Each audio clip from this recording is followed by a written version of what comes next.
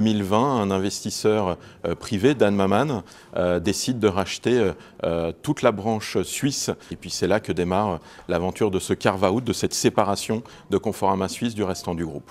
Moi, j'arrive effectivement à ce moment-là, en 2020, avec un cahier des charges assez difficile, puisqu'on avait contractuellement 12 mois pour s'extraire complètement du système d'information qui était géré complètement par la France. Et assez rapidement, on avait vu qu'il y avait déjà une première expérience réussie avec CGX3 au sein d'un retailer de plus petite taille. Donc ça nous a conforté dans cette idée et on avait un partenaire connu qui est la société Flowline, avec laquelle on a donc avancé sur ce projet.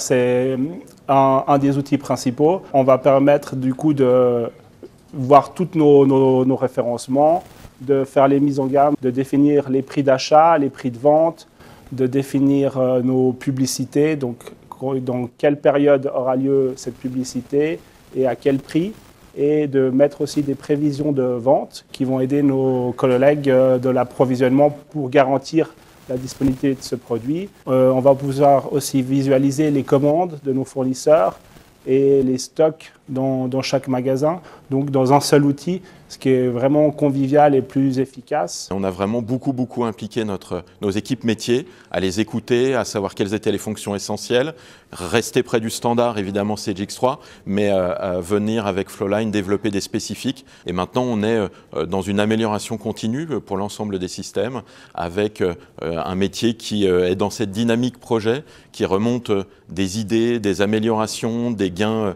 de temps. Et les consultants Flowline ont participé à beaucoup d'interviews, beaucoup de discussions. On était vraiment bien encadrés. C'était en douceur, c'était très bien. On était toujours rassurés, pas livrés à nous-mêmes. Il y avait une équipe qui était autour tout le temps.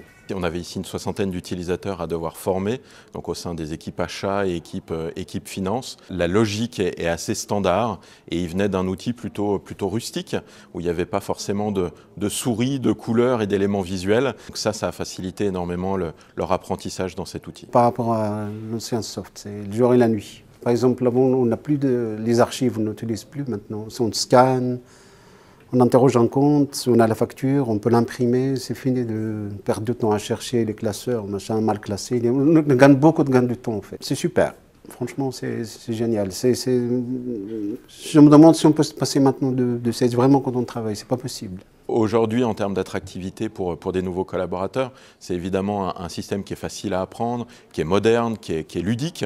Ils voient aussi en temps réel leurs résultats par rapport à d'autres magasins, quels sont les meilleurs vendeurs, les meilleurs articles qui sont vendus. Un point très important pour nous, c'était de choisir pas seulement les bons outils informatiques, mais avant tout les bons partenaires. Conforama continue dans la digitalisation, même si le tronc commun, je dirais, le centre du système est présent. C'est tout l'aspect omnicanal, donc nous assurer que nos clients peuvent faire sur le web ce qu'ils peuvent faire en magasin, et toute une partie CRM également qui est en train d'être mise en place maintenant pour amener vraiment l'information, les produits les plus judicieux à nos clients et le meilleur service possible.